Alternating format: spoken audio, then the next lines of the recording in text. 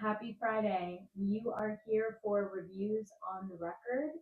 This is where every week I go over a book from one of my 5 book clubs and I connect it to some amazing vinyl from some of my collection.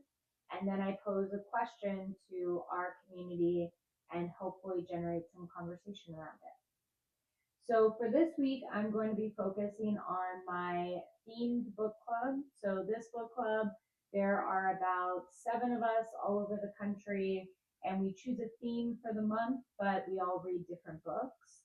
And for this month's theme, it was a book that's been sitting on your TBR for a while. And I'm very grateful that this was the theme because Amanda Peters Berry Pickers, her debut novel, has been on my TBR for a while. I've heard amazing things about it, but just haven't gotten to it yet with all these other book clubs that I'm a part of.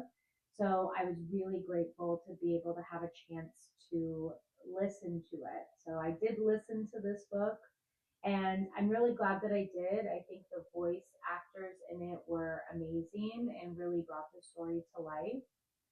This is really set in the 1960s. It's about an indigenous family who comes from Nova Scotia to Maine to pick berries. And a tragedy befalls them. One of their youngest children, Ruby, is kidnapped or goes missing. And they don't know, the community doesn't know how to handle it, and the family starts to splinter. The story is really told from 2 perspectives. One is Joe's perspective. He's one of the brothers to Ruby, and kind of how this particular incident really shaped his life.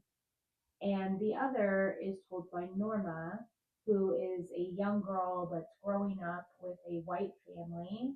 And she really is starting to figure out who she is and understanding that she doesn't quite feel like she belongs with this family and within her community. I really loved the way that this book layered so much complexity. I think there's a lot of conversation in this book done really well about race, about class, about status in terms of jobs, and about migrant work and communities. I think that this book really speaks to how something like a missing child in an indigenous family is treated versus a 4-year old going missing from a different community, and really how that has shaped everyone surrounding that community and that family. I decided that the vinyl that most really connected, there's so many that I went through. This book has so many layers.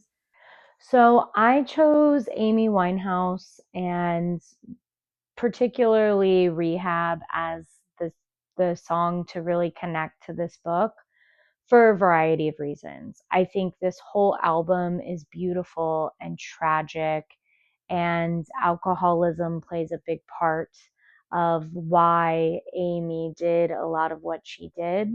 She was beautiful and talented and loved, but also felt broken and alone and neglected. And I feel like Joe is someone who feels all of those things. And even though Joe has this family that wants to rally around him, he tends to reject them when they want to try to get him help. He doesn't want a part of that. And I feel that Amy Winehouse was similar, that she wanted to be punished for whatever reason. And I think that connection between the two of them really spoke to me. This book overall, I would give a 4.5 out of 5. I think it was beautifully written. The characters and the storyline was very historically accurate, even though it's fiction. And it really did an excellent job of bringing up some really tough concepts around race and class and um, the work that people really see from migrant work, the way people perceive migrant work. And I thought that that was amazing. Spice level, 0. There's nothing very spicy about this book. But character development, 5 out of 5.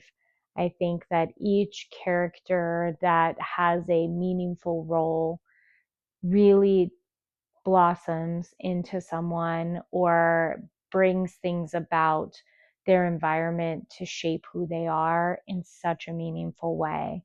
So I couldn't have asked for more in terms of character development. And the question I want to pose to the community is, what are some things that you find yourself punishing yourself for or feeling guilty around? What kind of things do you hold on to? And how are you trying to cope with that? I think there's a lot going on in our world, and that can be a heavy question.